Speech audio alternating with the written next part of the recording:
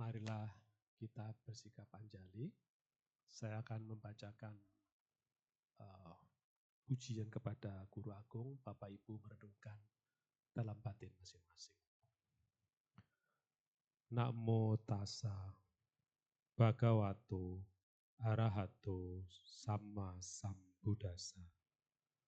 Namo tassa bhagavato arahato samma sambuddhassa. Namo tassa bhagavato arahato samma sambuddhassa. Yang saya hormati Romo Herman, Bapak Ibu dan saudara-saudara Dharma, terimalah salam dalam Dhamma, Buddha Nubawena Sotiotu, Namo Buddhaya.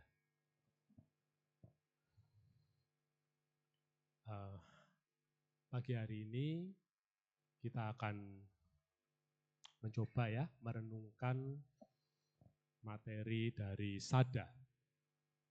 Sada itu terjemahan bebas dari bahasa Palinya adalah keyakinan.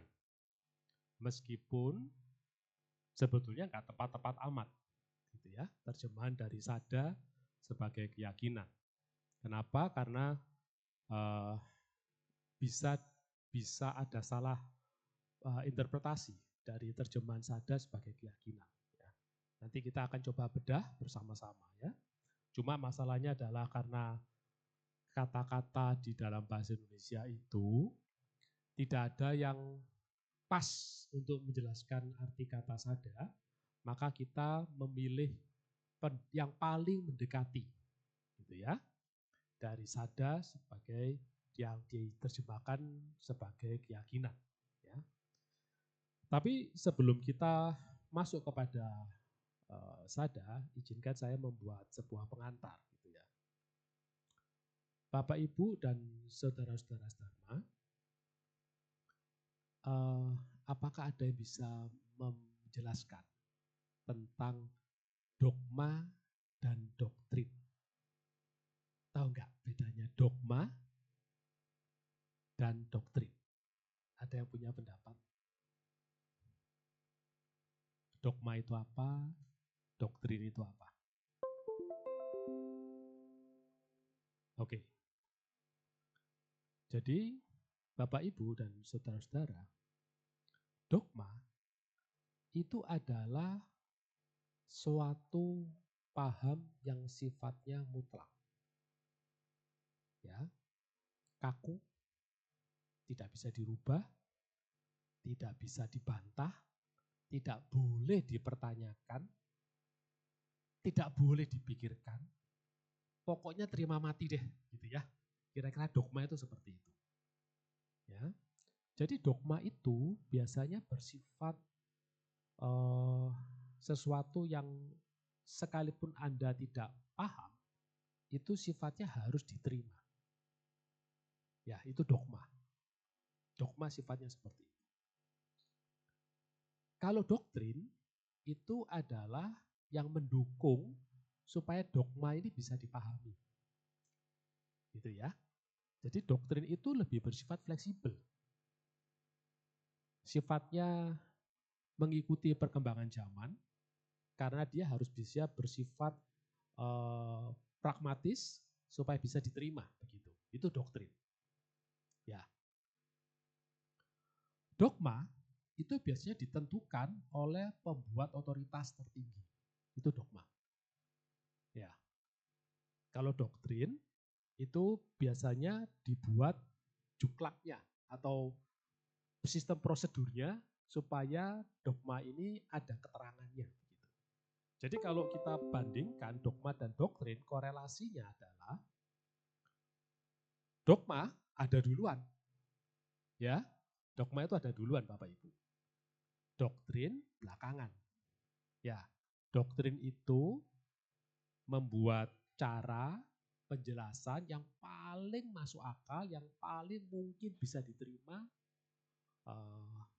supaya dogma ini bisa dijalankan, begitu ya.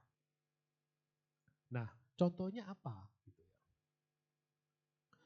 Contohnya misalnya di dalam banyak paham agama, itu dogma itu adalah sesuatu yang sifatnya tidak bisa dibantah, tidak bisa dipertanyakan.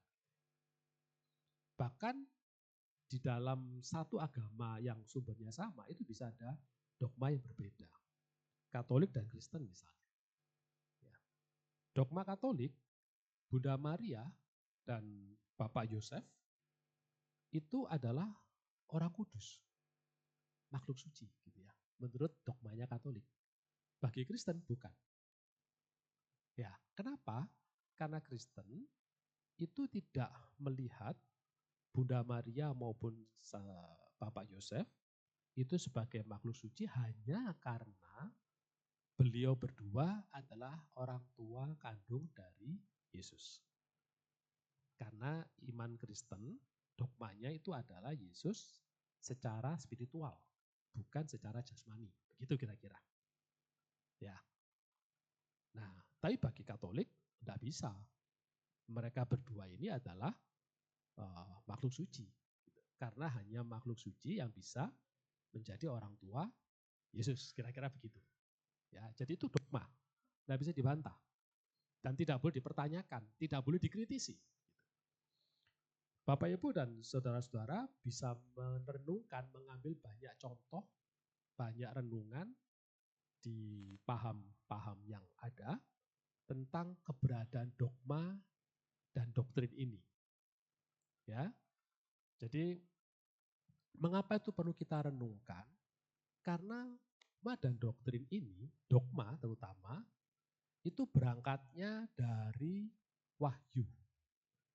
Ya, dari sosok makhluk yang begitu agung, mulia, pencipta dan sebagainya yang kita sebut, yang dalam bahasa umumnya disebut Tuhan, Allah, apapun itu, yang berbicara lewat wakil, yaitu para nabi, begitu kan ya.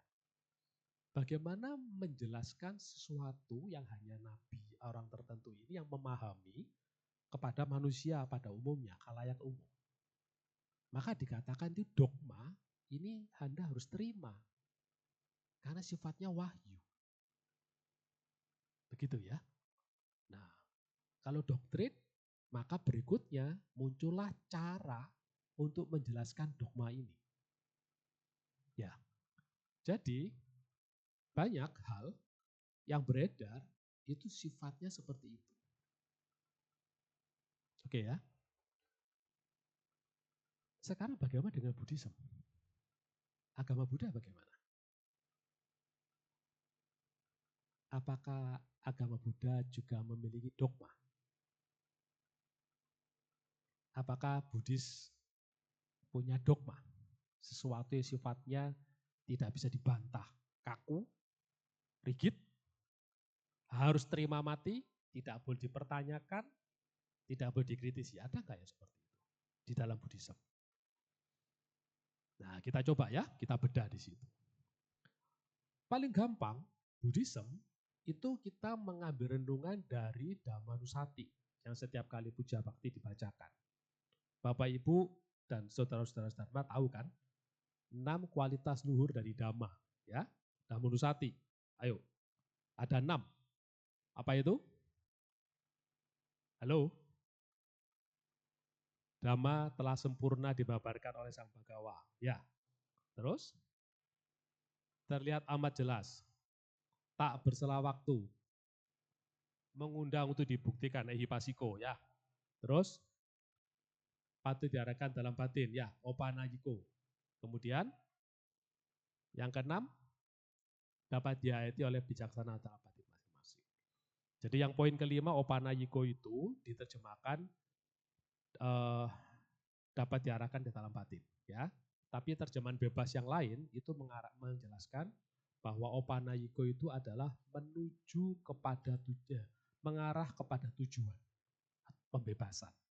Jadi ada 2 terjemahan bebasnya, yaitu dapat diarahkan ke dalam batin, ada juga yang menuntun kepada tujuan, pembebasan. Jadi Dhamma itu sifatnya menuntun kepada pembebasan. Ya, jadi ada 6 kualitas luhur Dhamma. Kita teliti, ada enggak yang menjelaskan, harus diterima, tidak boleh dipertanyakan. Ada nggak ya begitu? Nggak ada. Ya, jadi sejak awal Sang Buddha mengajarkan Dhamma itu tidak ada dogmatis, Bapak Ibu. Doktrin ada, karena doktrin itu ajaran. Ya, doktrinnya pasti ada, semua pasti ada doktrin karena doktrin sifatnya ajaran. Tapi dogmanya tidak ada. Ya, di dalam Buddhism itu bukan dogmatis, Bapak Ibu. Clear ya, sampai sini ya. Jadi Anda boleh mengkritisi, mempertanyakan tentang Dhamma.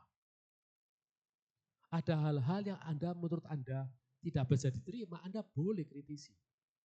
Boleh bertanya mengapa, kenapa, boleh. Ya, seseorang yang belajar Dhamma itu boleh hal-hal seperti itu. Tetapi di dalam tempat-tempat yang dogmatis itu tidak boleh. Kualat nanti Anda, kan begitu ya. Betul ya? Nah, sampai sini kita sudah mulai paham ya. Kita bawa lagi, lanjut.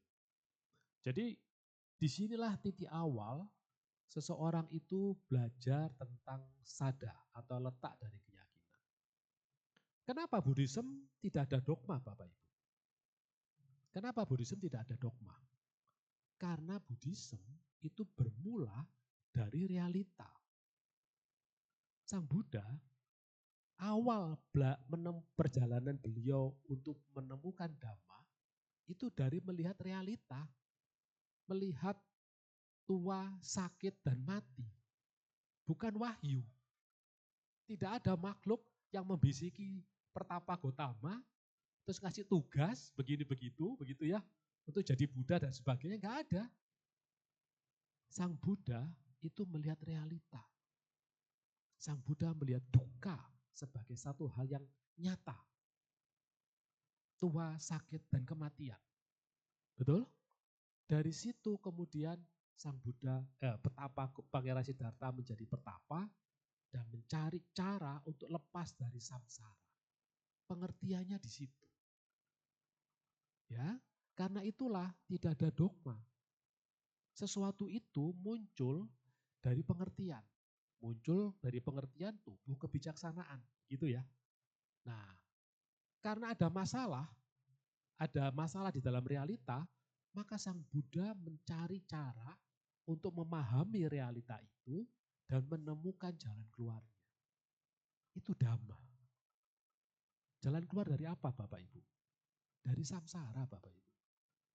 Ya, dari samsara. Jadi Bapak Ibu dan saudara-saudara Dharma, kita harus paham bahwa hanya Sang Buddha yang menjelaskan ini tentang samsara ini. Sedangkan yang lain tidak. Kita boleh mempelajari dalam banyak hal, gitu ya. Bahwa ternyata di dalam semua ini itu ada satu hal yang tidak dogmatis, menuju kepada pembebasan samsara. Yang lainnya bersifat dogmatis. Jadi kita paham kenapa dogmatis, karena munculnya dari wahyu. Dari seseorang yang merasa mendapat bisikan, inspirasi, tugas, apapun itu, dari makhluk yang dia tidak ketahui dengan jelas, yang harus disampaikan begitu. Ya. Nah, itu sepintas tentang dogma dan dogmatis. Saya mengharapkan Bapak Ibu dan saudara-saudara memahaminya. Sekarang kita mulai masuk bahwa karena Buddhism bukan dogmatis, ya, jadi maka itu kita harus memahami bahwa sada keyakinan ini itu bukan keyakinan yang bersifat membuta. Sampai sini bisa diterima ya? Oke. Marilah kita bedah lebih jauh. Ketika kita mempelajari sada, Bapak, Ibu, dan saudara-saudara Dharma, saya akan ambil contoh studi kasus dari Kalama Sutta. Ya. Kalama Sutta itu adalah salah satu sutta yang cukup terkenal, yang background-nya seperti ini. Di kota yang namanya Kesaputa itu satu kota, itu tinggal suku Kalama. Suku Kalama itu adalah digambarkan sebagai sekelompok suku yang suka belajar. Jadi suku Kalama itu adalah isinya orang-orang yang berpikiran kritis. cara berpikirnya cukup intelek. Ya.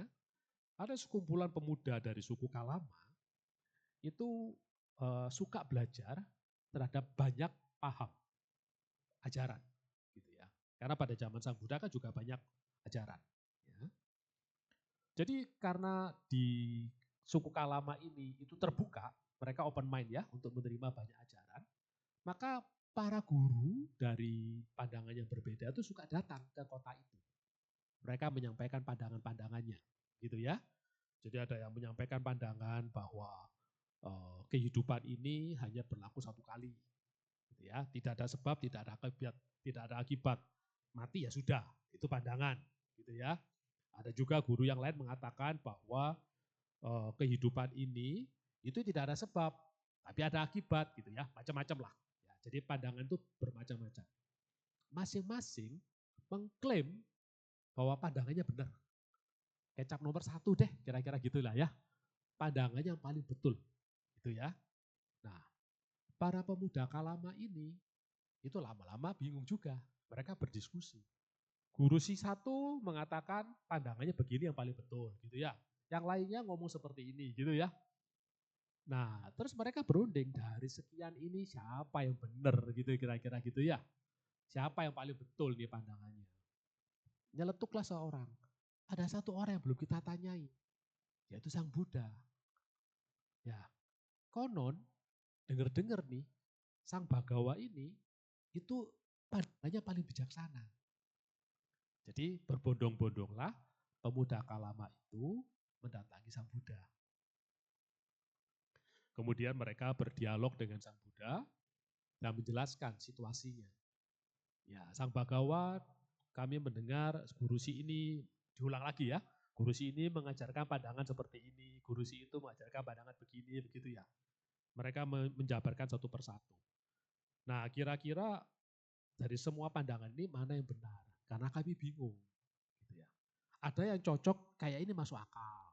Yang ini kayaknya cocok, benar, gitu ya. Ini rasanya lebih sesuai, gitu kan ya. Pandangannya beda-beda. Apa yang saya Buddha katakan? Pemuda Kalama, wajar kalau kalian ini masih bingung. Ya, kalian masih bingung dalam mengolah ajaran, mengolah doktrin. Karena kalian tidak tahu cara untuk memfilter, kira-kira begitulah bahasa Sang Buddha ya. Jadi Sang Buddha memberikan tuntunan, dan ini yang paling penting. Ada 10 hal setidaknya yang Anda harus pegang itu sebagai filter. 4, 4, 2. Ya, 10 itu saya bagi 3 macam, 4, 4, 2. 4 yang pertama itu adalah statement Sang Buddha ya. Jangan percaya. Jangan hanya percaya kalau itu adalah berita yang diturunkan secara turun-temurun. Katanya orang tua, engkong saya ngomong begini, begitu ya. Ajaran turun-temurun, itu yang nomor 1. Jangan hanya percaya. Yang kedua, ajaran lisan. Disampaikan lewat lisan, dari mulut ke mulut. Clear ya? Yang ketiga, itu kabar angin. Kabar angin itu apa ya? Kabar angin itu kalau kita ngomong itu jarine gitu ya. Jarine nanti ditelusuri ujung-ujungnya iya BE gitu ya. Nah itu ya kira-kira itu kan gitu ya kabar angin ya. Berita yang nggak jelas. Kalau sekarang banyak sosial media, AI, ya AI itu bisa jadi kabar angin karena kita nggak pernah tahu yang muncul di AI itu sosok siapa, ciptaan AI, ngomong, terus kita nganggap itu profesor dari Jerman, padahal itu AI itu padahal ya. Nggak jelas, itu kabar angin. Bapak Ibu hati-hati. Yang keempat adalah bahkan yang tertulis di dalam teks. Apa itu? Kitab-kitab. Yang tertulis di dalam kitab-kitab. 4 poin yang pertama ini Sang Buddha katakan, jangan percaya. Coba. Ya. Artinya apa? 4 ini itu belum tentu datanya valid. Oke? Belum tentu datanya valid loh. Ajaran turun-temurun, ya, lisan, kabar angin sama yang terdapat di dalam teks yang tertulis bahkan. Karena kita nggak tahu yang nulis siapa. Betul nggak? Yang nulis ini siapa? Pokoknya jadi aja gitu kan. Betul? Jangan percaya. Kita lanjutkan, 4 lagi berikutnya. 4 berikutnya adalah, jangan percaya kalau itu adalah muncul dari pengalamanmu, dari analisa, hipotesa, dugaan. Ya, hanya karena kamu mengalami, terus kamu menyimpulkan seperti ini. Jangan percaya loh. Bapak Ibu, saya tanya, siapa yang setuju pengalaman adalah guru yang terbaik? Siapa yang setuju? Pengalaman adalah guru yang terbaik. Siapa yang setuju? Angkat tangan. Ada yang setuju statement ini? Pengalaman adalah guru yang terbaik. Oke, beberapa setuju. Saya punya pengalaman misalnya ya, ditipu orang. Orang ini kelihatannya baik, saya bantu, ternyata dia menipu. Itu pengalaman. Dari pengalaman itu saya menyimpulkan, jangan percaya kepada orang yang mukanya kelihatan baik. Ekstrem lagi saya berpikir, pengalamannya jangan membantu orang. Salah loh. Betul ya? Jadi pengalaman bukan guru yang terbaik. Hikmah dan kebijaksanaan itulah guru yang terbaik. Ya. Jadi Sang Buddha mengatakan yang di dalam poin berikutnya, itu jangan percaya hanya karena itu hipotesa Anda. Ya. Jangan percaya karena itu logika atau nalar Anda berpikir. Yang keempat, itu jangan percaya yang ketiga, sorry. Yang ketiga itu jangan percaya hanya karena itu pemikiran, persepsi yang Anda bangun. Jangan percaya hanya karena itu muncul dari perenungan Anda. Jadi 4 hal ini, jadi 4 ya. Tadi yang 4 pertama tadi berita yang belum valid, yang 4 berikutnya itu terkait dengan caranya kita berpikir. Dari pengalaman, dari hipotesa, dari logika gitu ya, dari perenungan itu jangan percaya. Kenapa? Karena belum tentu benar Bapak Ibu. Belum tentu benar. Betul enggak? Belum tentu pemahaman kita tuh benar gitu loh.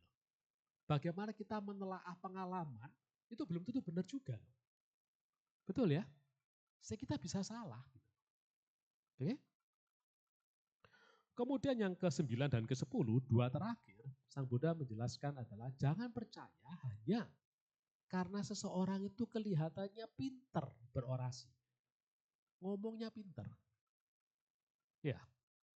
Jadi kalau misalnya sekarang saya lagi berbicara kepada Bapak Ibu, dan terus saya dianggap pinter ngomongnya, kemudian di luaran Bapak Ibu menemukan saya berbuat gak benar, jangan percaya gitu kan. Hanya karena seseorang itu pandai berbicara, pandai berorasi. Okay? Dan yang ke-10, jangan percaya hanya karena dia adalah guru kami. Coba, bahkan itu diucapkan oleh Sang Buddha sendiri. Sang Buddha memperbolehkan Anda tidak percaya loh. Gitu ya. Bahkan bila itu diucapkan oleh Sang Buddha. Betul. Tapi Bapak Ibu, ini tidak berhenti di sini. Jadi ada satu cerita di Sutta yang berbeda. Sang Buddha ketika ditanya dengan salah satu umat begitu ya, seorang, dia bertanya, kenapa seseorang itu mengalami kejadian seperti ini? Saya mengalami kejadian seperti ini, begitu ya. Kemudian Sang Buddha melihat akar karma, gitu ya, sebab karmanya itu menembus berapa ribu kelahiran, gitu ya, dalam cerita di dalam Sutta itu. Sang Buddha menjelaskan sebab ini terjadi karena sebab karma itu, gitu ya. Nah, di samping Sang Buddha adalah Arahat Sariputta. Ya, Biku Sariputta. Bapak Ibu tahu ya, Sariputta. Bante Sariputta ini itu dikatakan yang memiliki kebijaksanaan paling tinggi. Sang Buddha bertanya kepada Bante Sariputta, Sariputta, apakah kamu mempercayai apa yang saya sampaikan? Bante Sariputta itu tidak punya kemampuan seperti Sang Buddha yang mampu melihat akar masalah itu menembus dari berapa ribu kelahiran yang lampau. Gitu ya. Bante Sariputta tidak punya pengetahuan sampai menembus sampai sejauh itu. Maka Bante Sariputta mengatakan, Sang Buddha, saya tidak mampu melihat itu, karena itu saya tidak mempercayainya. Apa yang Sang Buddha katakan? Bagus Sariputta. Demikianlah seseorang yang memahami Dhamma. Gak main-main loh. Itu ditanya langsung oleh Sang Buddha, Bante Sariputta menjawab, saya tidak mempercayainya. Bukan karena beliau sangsi, tapi karena itu jawaban jujur. Karena beliau tidak menembus, memiliki pengetahuan yang menembus sampai sejauh itu, maka Bante Sariputta mengatakan seperti itu. Bukan tidak menghormat. Sang Buddha memuji. Ya. Nah, Bapak Ibu dan saudara-saudara Dharma, ini bukan dogmatis. Ya, ini bukan dogmatis. Di dalam belajar Buddhism, itu kita punya kesempatan untuk berpikir. Kita punya begitu banyak ruang untuk menumbuhkan kebijaksanaan. Ya, tentu di dalam Kalama Sutta itu tidak berhenti hanya di situ ya, Bapak Ibu ya. Jadi Sang Buddha itu tidak hanya ngomong jangan percaya, jangan percaya, jangan percaya begitu ya. Kalau berhenti di situ nanti semua orang jadi skeptis, nggak percaya semuanya gitu ya. Bukan begitu ya. Jadi tentu Sang Buddha kemudian memberikan tuntunan. Jadi itu filter yang di awal. Berikutnya Sang Buddha memberikan tuntunan. Bagaimana kita tuh mengolah informasi. Ya. Nah, tuntunan itu membimbing para pemuda Kalama ini untuk bisa menerima Dhamma. Ya, dengan cara apa? Dengan cara merenungkan apakah ajaran ini itu menumbuhkan kebijaksanaan, mengurangi loba dosa moha gitu ya, mengikis kebencian, kekotoran batin, ya. Apakah ajaran-ajaran ini membimbing kebijaksanaan mutu muncul? Ya, nah jadi Sang Buddha akhirnya membimbing ke situ, sehingga pemuda Kalama ini akhirnya paham. Gitu ya. Tentu Sang Buddha tidak mengajarkan 4 kebenaran mulia kepada pemuda Kalama, karena mereka awam. Ya, mereka awam. Jadi Bapak Ibu tahu situasinya kan? Nah, kalau kita tarik pada kondisi zaman sekarang, sama gitu ya. Ada banyak orang-orang yang mungkin berpikir kritis, yang banyak belajar paham ini dan itu, begitu ya. Kemudian dia melihat Buddhism, sama. Ya, jadi tentu tidak bisa langsung masuk kepada inti. Sang Buddha mengajarkan sesuatu yang menumbuhkan keyakinan di awal. Nah, keyakinan itu muncul karena pemahaman di awal. Bapak, Ibu, dan saudara-saudara Dharma, kita mulai masuk. Jadi, Bapak, Ibu, dan saudara-saudara Dharma, coba kita flashback ya, kita renungkan masing-masing. Bagaimana ceritanya Anda itu bertemu dengan Dhamma? Saya yakin kita semua punya background, punya latar belakang. Sebelumnya mungkin ada yang pengalamannya dari agama lain, begitu ya. Ada yang dari kecil sudah ikut orang tua Buddhis. Ada yang mungkin berangkat dari mencari, ya, mencari ke pengalaman spiritualnya, ya kan? Nah, coba diingat momen awal Anda bertemu dengan Dhamma. Saya sendiri pribadi adalah dulunya boleh dibilang bukan Buddhis. Ya. Meskipun di kota tempat saya lahir, itu ada yang saya sebut sebagai wihara. Belakangan saya baru tahu bahwa itu tidak mengajarkan Dhamma sesuai dengan Buddhis. Tradisi. Gitu. Jadi momen ketika saya bertemu Dhamma itu justru setelah saya menikah.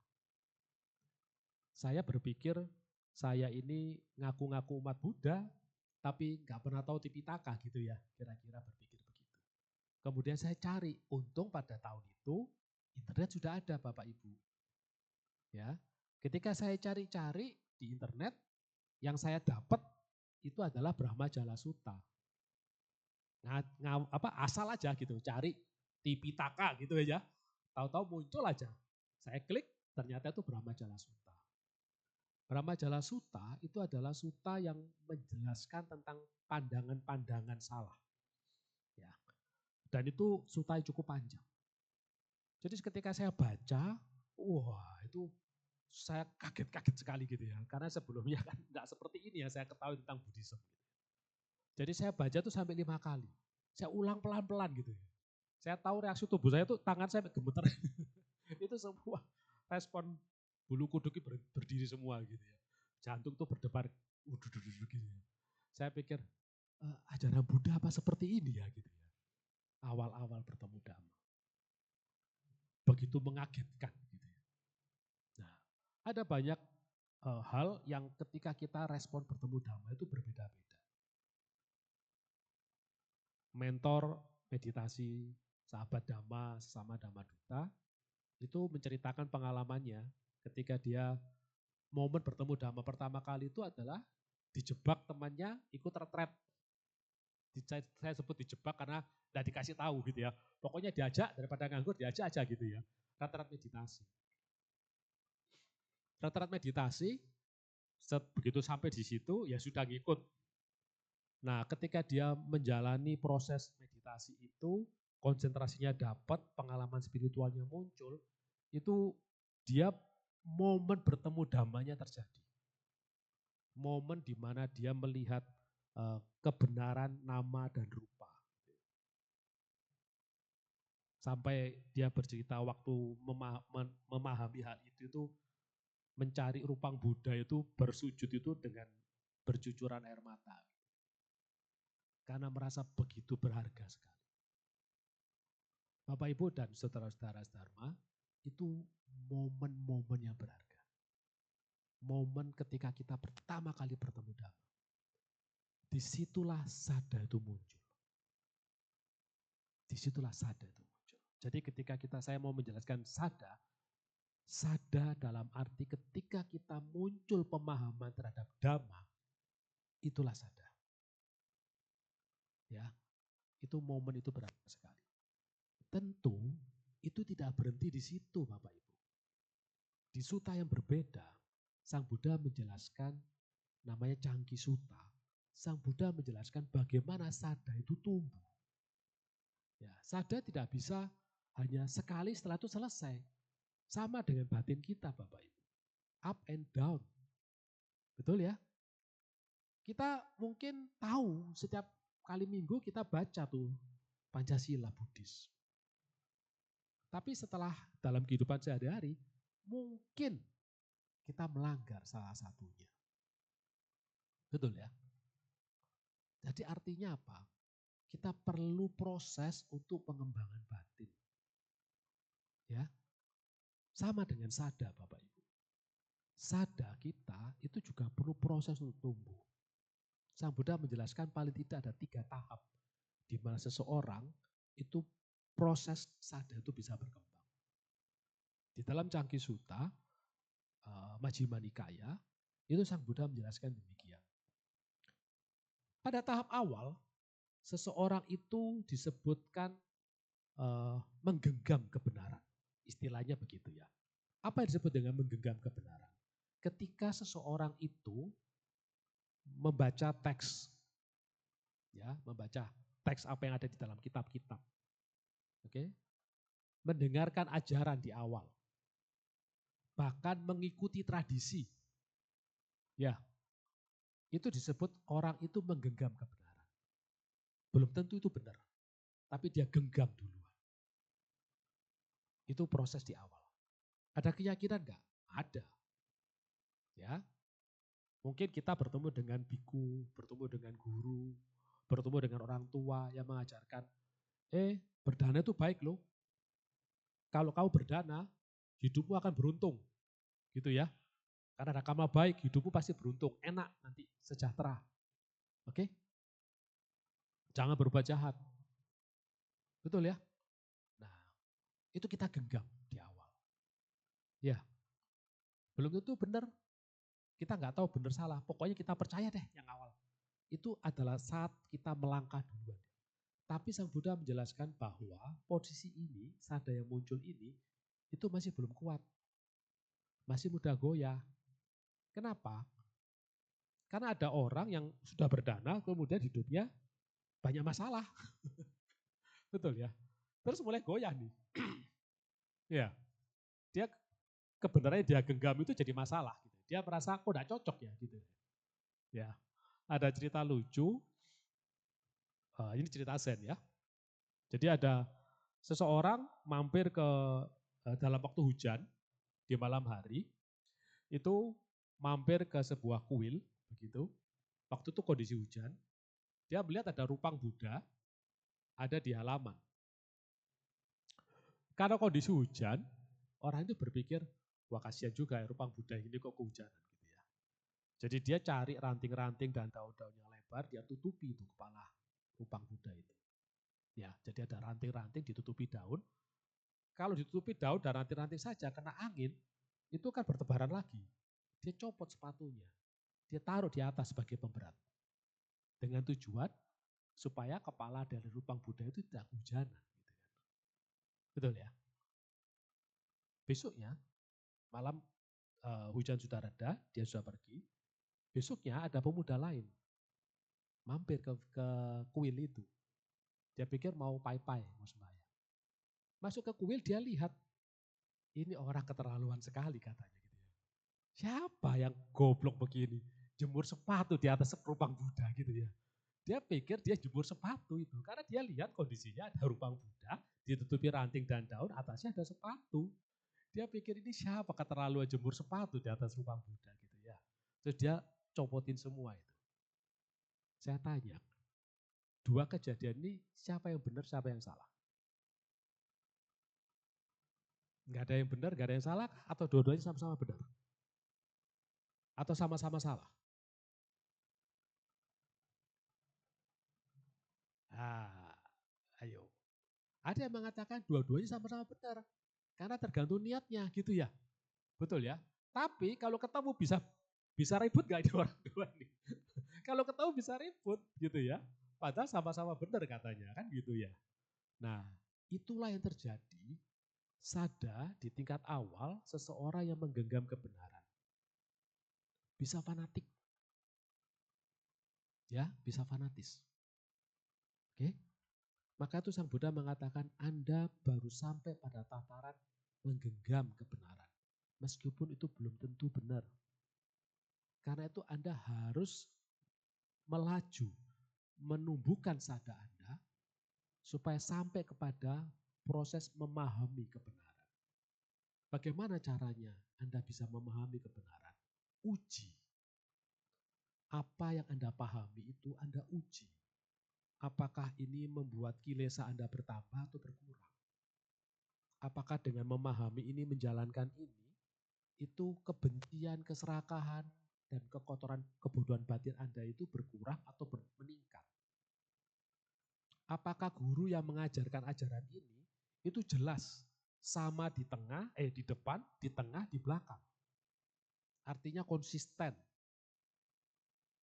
Ya, jadi Sang Buddha itu mengajarkan jangan membunuh. Jangan membunuh. Bukan karena kalau kita diserang gimana? Ya kita membela diri boleh membunuh. Oh kita diserang. Enggak begitu ajaran Sang Buddha. Kalau misalnya ajaran Sang Buddha dihina, direndahkan, kita boleh menyerang balik enggak? Enggak begitu. Gitu. Sang Buddha memberikan instruksi jelas. Jelas di depan, di tengah, di belakang. Konsisten. Tidak berpaling muka. Ya. Di proses yang kedua ini itu tumbuh sadanya karena Anda menguji. Anda harus menguji. Sehingga Anda tidak memiliki keyakinan buta. Ya. Jadi pemahamannya itu bukan katanya yang ditulis, yang disampaikan ke saya, bukan begitu. Tapi betul-betul Anda pahami karena muncul dari ujian. Dari proses Anda menguji di dalam batin Anda. Disinilah Bapak Ibu dan saudara-saudara, kebijaksanaan Anda tumbuh. Jadi sada itu tumbuh menumbuhkan pemahaman, kebijaksanaan. Gitu. Ya, kalau kebijaksanaan Anda tidak tumbuh, maka sadar Anda juga tidak berkembang. Yang muncul adalah fanatisme saja. Ya, Bapak Ibu dan saudara-saudara Dharma, sampai sini kira-kira kita memahami enggak kelemahannya umat Buddhis ini? Umat Buddhis itu karena tidak ada dogma, jadi merasa datang ke wihara boleh ya, boleh enggak, gitu kira-kira ya. Belajar dhamma, meditasi boleh enggak, boleh ya, boleh enggak. Gitu. Karena enggak ada hukuman, gitu. Betul ya? Enggak ada yang kalau Anda tidak meditasi, Anda akan disambar petir di luar gitu, enggak ada, gitu kan? Enggak ada yang seperti itu kan? Betul? Nah, karena itulah kita akhirnya cenderung menjadi santai. Anda belum memiliki momen bertemu dengan Dhamma. Itu yang terjadi. Ketika Anda punya momen bertemu dengan Dhamma, momen bertemu dengan Dhamma itu artinya berimpact kepada batin Anda. Betul-betul punya impact. Gitu. Anda baca satu suta, Anda renungkan, berimpact ke dalam batin, itu momen bertemu Dhamma. Ada satu kejadian dalam hidup, kemudian Anda bertemu dengan seseorang yang memberitahu tentang makna di dalam kehidupan, di dalam Dhamma, mengena kepada batin Anda. Itu Anda berimpact, Anda bertemu Dhamma. Ya. Nah, hal-hal seperti ini loh, sadar itu muncul. Mungkin kita datang ke wihara, mungkin kita tuh KTP-nya umat Buddha sekian tahun, tapi kita belum bertemu Dhamma. Bisa jadi, kita hanya mengikuti ritual. Ya, setiap minggu kita datang, kita hanya mengikuti ritual. Tapi momen bertemu Dhamma itu membuat sadar kita itu berbeda. Ya, ketika kita berlutut, ketika kita membaca ajaran Dhamma Buddha itu beda. Dari menggenggam kebenaran, kita mulai memahami kebenaran. Tapi Sang Buddha masih menganggap Anda belum menembus kebenaran. Anda baru sampai pada tataran Anda memahami kebenaran, belum menembus. Kenapa? Karena di dalam proses yang kedua ini, sada Anda itu mendorong Anda untuk menguji. Sehingga kebijaksanaan itu muncul. Anda baru disebut menembus kebenaran bila ketika batin Anda siap, Anda akan mencari guru. Sada itu akan mendorong Anda untuk mencari guru spiritual. Bertemu dengan guru spiritual, bertemu dengan ajaran, Anda akan merenungkan, ya, menghafalkan, menyimak baik-baik, kemudian mempraktekkan hidup sesuai dengan Dhamma. Itu disebut baru Anda menembus kebenaran. Ketika Anda berpraktek sesuai dengan Dhamma, maka sada Anda itu teguh, kokoh, tak tergoyahkan. Betul ya Bapak Ibu? Nah, jadi sada itu perlu ditumbuhkan Bapak Ibu. Tidak berhenti di dalam satu proses. Jangan berpikir bahwa keyakinan, oh saya yakin pada Buddha, Dhamma, dan enggak selesai. Enggak. Ya, itu berproses. Kenapa perlu berproses? Karena Bapak Ibu, ketika badai kehidupan datang, ya, ketika badai kehidupan datang, disitulah sada kita itu akan tahu kualitasnya di mana. Ada sahabat yang bercerita kepada saya, dulunya waktu muda, dia aktif sekali di wihara. Aktif sekali. Boleh dibilang waktunya dia itu selain kuliah, ya di wihara. Boleh dibilang begitu. Ya. Setelah selesai dia balik ke kampung halaman, menikah, baru punya anak pertama. Ceritanya itu anaknya, kalau nggak salah ingat saya, usia 1 tahun atau 2 tahun begitu, sakit. Ya, sakitnya itu agak aneh. Kalau sore itu panas naik. Tapi kalau pagi menjelang siang panasnya turun. Nanti sore naik lagi gitu ya. Sudah dibawa ke dokter sih. Sudah dikasih obat. Tapi siklusnya masih seperti itu. Orang ini itu dapat masukan kiri kanan. Wah, ini jangan-jangan anakmu kena guna-guna gitu ya. Kena magic-magic begitu. Wah, karena sudah kalut nih, pelariannya pertama kemana? Ke wihara. Betul ya? Ke wihara. Kebetulan orang ini dengar Bante ada di wihara. Maka orang ini lari ke wihara, minta tolong Bante untuk bacain parita. Dengan tujuan kalau itu guna-guna, magic, bisa diusir. Begitulah kira-kira ya, pemikiran umum ya.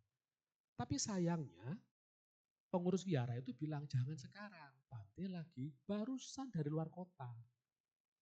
Capek, biar Bante istirahat dulu. Besok pagi aja. Kalut dia. Dia minta tolong, pengurus wihara, jangan. Bante kecapean. Kasihan sudah umur, sudah tua. Nah, dalam kondisi kalut seperti itu ketika pulang dari wihara, ketemu sama teman. Curhatlah dia. Temannya bilang, mau nggak saya kenalkan, saya kebetulan ada kenalan pandita yang mau memberikan doa-doa. Ya bolehlah, gitu ya, membuka diri ya. Maka pandita datang ke rumahnya, didoakan. Didoakan hari itu, sore masih panas. Besok paginya pandita datang lagi. Sambil pandita tiap hari datang, didoakan, minum obat tetap jalan. Besoknya berapa hari kemudian anaknya berangsur-angsur membaik. Obatnya habis. Bapak, Ibu, dan saudara-saudara Dharma, orang ini yang masa mudanya habis aktivitasnya di vihara seperti itu, lompat pagar loh. Ngerti lompat pagar gak? Lompat pagar paham ya? Lompat pagar. Dia berpikir lompat pagarnya karena sungkan atau karena apa begitu kan. Lompat pagar. Dia lupa bahwa obatnya juga habis. Itu sembuh karena obat, karena apa gitu kan. Betul ya? Satu keluarga lompat pagar semua. Itu contoh kecil Bapak Ibu. Ya. Jadi kita tidak bisa mengatakan bahwa sekalipun kita tuh seolah-olah aktif di wihara, sadar kita kuat. Belum tentu. Renungkan momen Anda bertemu dengan Dhamma. Itu direnungkan. Dari situ keyakinan untuk muncul. Itu dirawat. Dengan cara apa? Muncul pelajaran berikutnya. Gitu kan? Belajar Dhamma. Muncul di dalam batin pemahaman. Kebijaksanaan muncul. Berpraktek. Hidup sesuai Dhamma. Sang Buddha tidak pernah mengatakan bahwa ketika Anda belajar Dhamma, Anda terbebas dari masalah. Karena hal-hal yang membuat sadar kita itu berkurang atau melemah itu adalah satu, kesalahan pandangan tentang realita dari tilakana. Anicca, dukkha, anatta.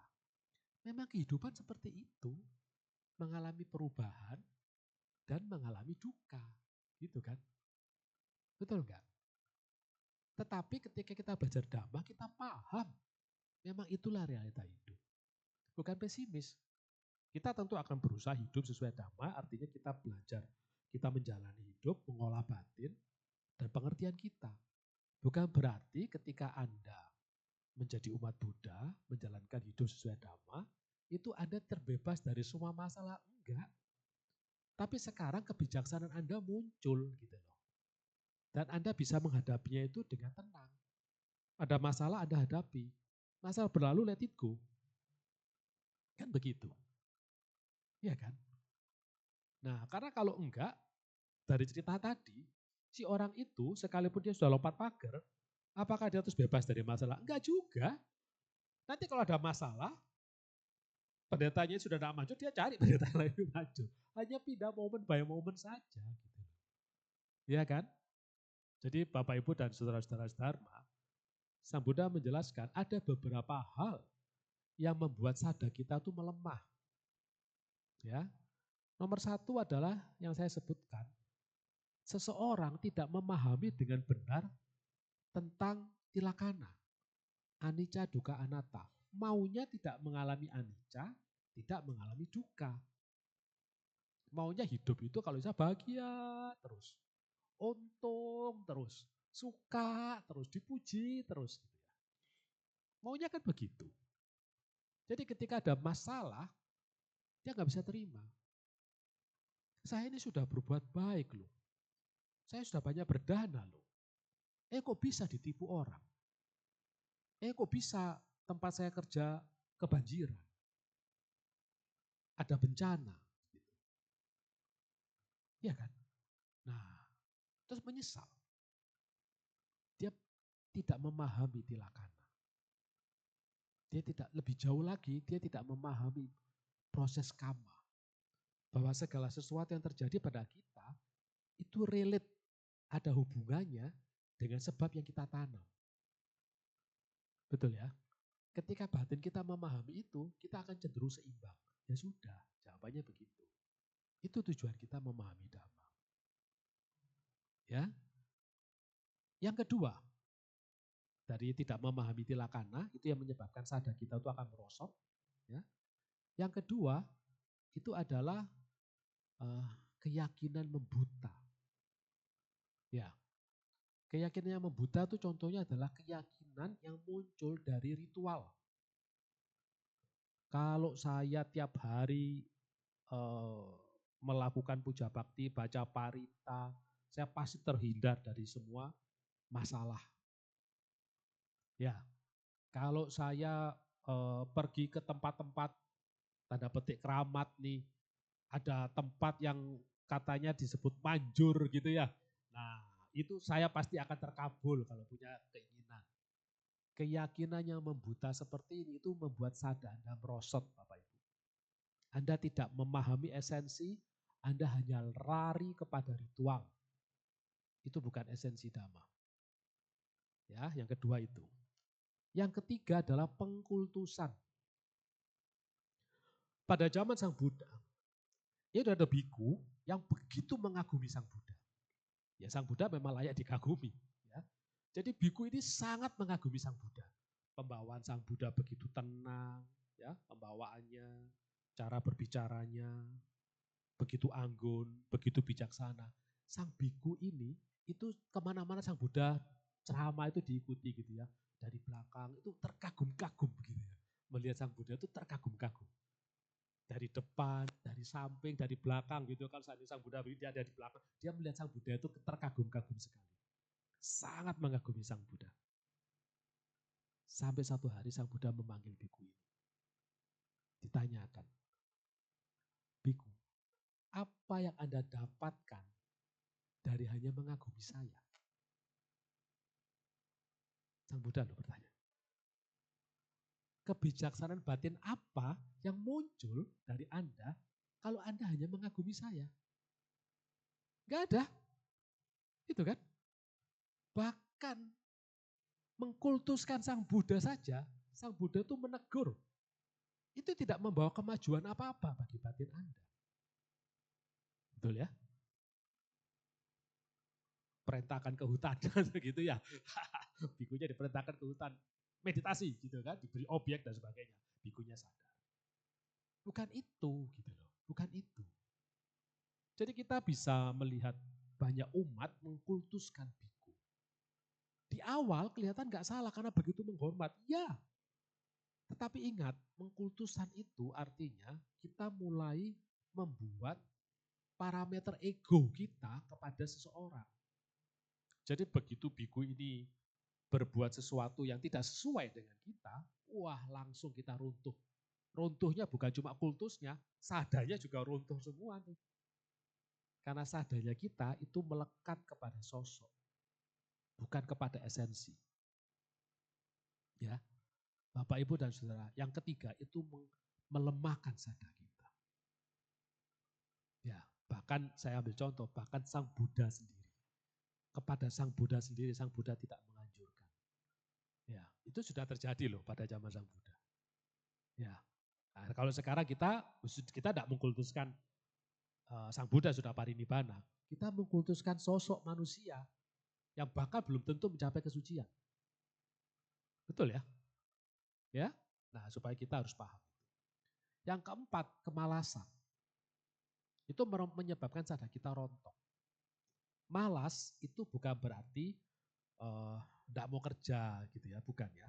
Kemalasan di sini itu artinya seseorang tidak mau mengupayakan batin yang baik. Faktor-faktor batin yang baik itu tidak diupayakan. Di dalam Manggala Sutta itu disebutkan atas sama panidija, mengarahkan batin ke arah yang benar, ke arah yang baik. Ternyata batin itu perlu diarahkan kepada yang baik. Karena batin kalau tidak diarahkan, dia meluncur kepada hal yang tidak baik. Seperti itu. Ya, jadi kemalasan itu membuat kita tidak punya energi, tidak punya daya upaya untuk mengarahkan batin, mengarahkan diri kepada hal yang baik. Meditasi, waduh capek deh, ngantuk dah, gitu kan ya, pegel dah, gatel dah, kaku dah, apapun alasannya gitu ya. Nah kalau sudah gitu excuse, aduh besok saya masih kerja nih, ini sudah malam nih gitu ya, besok lagi dah, gitu. Banyak alasan, itu kemalasan. Ya, belajar, oh kita diskusi dhamma nih, mau ada kegiatan apa gitu ya, mau belajar dhamma, kita sudah bertekad nih untuk baca satu ayat Dhammapada untuk direnungkan atau mau buka-buka sutta begitu. Waduh, enggak ngerti dah. Ini saya bukan bidang saya ini gitu. Siapa yang ngasih bidang? Betul ya Bapak Ibu.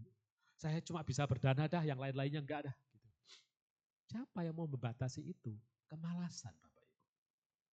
Yang membatasi kita untuk hal-hal yang berkembang kepada yang baik itu kemalasan kita sendiri. Ya. Jadi di dalam Manggala Sutta itu Sang Buddha menjelaskan, seseorang yang membimbing diri kepada hal yang benar, itu berkah utama. Kalau saya bukan ngomong membimbing, harus memaksa. Gitu. Kalau perlu memaksa diri kepada hal yang benar. Gitu. Ya harus diupayakan begitu. Kalau enggak kemalasan yang muncul. Yang keempat. Yang kelima adalah berada pada lingkungan yang tidak mendukung. Lingkungan yang tidak sesuai. Karena itu Bapak Ibu, kalau kita berada pada lingkungan yang tidak mendukung, ya, lingkungan yang tidak sesuai, itu sadar kita akan merosot. Kumpul sama suka minum, lama-lama tererosi kita nih. Seteguk gak apa-apa kan begitu ya. Betul ya. Kumpul sama orang-orang yang pembicaraannya cabul, lama-lama pikiran kita jadi cabul. Ya. Nah, kumpul kepada orang-orang yang tidak mendukung pada dhamma, kita juga merosot. Karena itu penting saling menguati dalam lingkaran yang paling kecil. Apa itu? Keluarga. Keluarga Bapak Ibu. Jadi jangan anggap remeh Bapak Ibu yang sudah sebagai status orang tua, ya, memiliki anak, itu tidak berupaya mengupayakan anak itu untuk ada kepada vihara. Tidak jauh-jauh dari dhamma. Jangan anggap remeh loh. Ya, jangan anggap remeh, dia sudah besar, biar dia cari sendiri. Jangan anggap remeh. Karena kita membentuk lingkungan yang saling mendukung. Betul itu. Jadi kalau Bapak Ibu punya anak dari kecil, bimbing ke sekolah minggu. Ketika remaja, jangan dilepas. Betul. Ada beberapa orang tua yang kebetulan dia belajar dhamma. Ketika ditanya sesuatu dia bisa jawab. Tapi ada beberapa orang tua yang belum tentu loh. Betul kan? Karena itu Anda butuh dukungan dari lingkungan yang sesuai. Kalau Anda tidak membentuk itu, maka anak Anda tidak menjadi supporting nantinya. Ketika Anda dewasa tidak menjadi supporting. Anda menua. Apa akibatnya? Sadar Anda bisa merosot. Ya, jangan anggap enteng. Jadi kalau misalnya Bapak Ibu punya anak, even yang sudah masih remaja, itu bentuk ajak. Tidak lepas dari dhamma. Karena itu akan membentuk lingkungan yang saling mendukung. Dalam kelompok yang paling kecil, yaitu keluarga. Ya. Nah, jadi di sini Bapak Ibu, sada itu perlu dijaga, perlu dikembangkan. Untuk apa sekarang pertanyaannya? Dengan sada, maka Anda punya kekuatan untuk belajar dhamma, merenungkan dhamma, menumbuhkan kebijaksanaan, itu dengan lebih mantap. Tidak ada keraguan-raguan di dalam batin Anda. Melakukan kebaikan, tidak ada keraguan-raguan. Betul. Ya. Menghadapi badai kehidupan, Anda tidak ragu-ragu. Ya. Bahkan menjelang kematian, andai kata kita belum selesai, belum mencapai kesucian, sada Anda itu mendorong Anda itu tidak lepas dari dhamma. Di kehidupan mendatang, begitu Anda mendengar kata-kata dhamma, itu batin Anda tergerak. Sang Buddha menjelaskan bahwa seseorang yang sadanya kuat, itu tidak lepas dari dhamma. Ya, bahkan di kehidupan berikutnya pun, kan ada orang itu hidup ya, jangankan mendengarkan kata dhamma, di depannya wihara. Dalam cerita Sang Buddha itu, kan ada tuh Cunda, si tukang jagal babi itu, ya, itu kan hidupnya tidak jauh dari wihara. Dana makan sekali aja nggak pernah dilakukan dalam seumur hidupnya. Padahal itu hidup pada zaman Sang Buddha. Kemungkinan untuk bertemu dengan Sang Buddha besar. Oh, cuma tinggal di seberang wihara. Betul? Itu pun tidak terjadi. Coba kesempatan yang begitu baik disia-siakan. Kan begitu. Nah, karena tidak ada sada, Bapak. Tapi seseorang yang telah mengembangkan sadanya, tidak selesai kehidupan ini, kehidupan mendatang. Itu hanya dengan mendengar satu kata itu aja. Itu batinnya langsung bergerak, langsung mencari. Karena saya tahu background Bapak Ibu Saudara belum tentu ketika lahir dari keluarga Buddhis, belum tentu. Tapi dari Anda semua ada yang mencari. Apa yang mendorong itu? Kekuatan sada Bapak Ibu. Ya. Nah, jadi betapa pentingnya sada. Karena dengan sada yang dirawat, yang muncul seperti ini, itu yang menjaga energi kita itu tuh berkembang terus. Tidak ada keraguan-raguan lagi di dalam proses untuk menjalankan damai. Akhirnya kita bisa mencapai apa yang disebut dengan pembebasan itu. Ya, karena itu Sang Buddha berkali-kali menyebutkan sada sebagai faktor kekuatan itu di banyak sutta. Ya, Bodhipakya sada disebut, Bojangga sada disebut. Jadi sada itu disebut di banyak faktor. Karena kalau tanpa sada, nggak bisa Anda mau melangkah lebih jauh. Ya, nah jadi Bapak Ibu demikianlah sada itu akan muncul sebagai faktor pemenang nantinya. Kalau kita menyadari hal ini, kita memahami sada secara utuh ya. Jadi ingat sada tidak hanya muncul sekali saja diajak ke wihara, wah sada saya sudah muncul. Belum. Anda mungkin baru menggenggam kebenaran. Sang Buddha mengatakan begitu. Itu ya sada di awal, tapi masih di awal gitu loh. Ya, Anda bisa berubah, bisa jatuh. Anda harus berkembang. Dari menggenggam, Anda harus memahami kebenaran itu. Dari memahami, Anda harus menembus kebenaran itu. Dengan mempraktekkan, merenungkan kebijaksanaan muncul. Dan itu proses berjalan terus. Seperti itu. Ya, demikianlah mungkin yang bisa saya sharing Bapak Ibu dan saudara-saudara Dharma. Semoga membawa manfaat, semoga sada kita berkembang hingga menuju pembebasan dalam kehidupan kita. Sabisata Bawantu Sukitata, semoga semua makhluk hidup berbahagia. Sadu, sadu, sadu.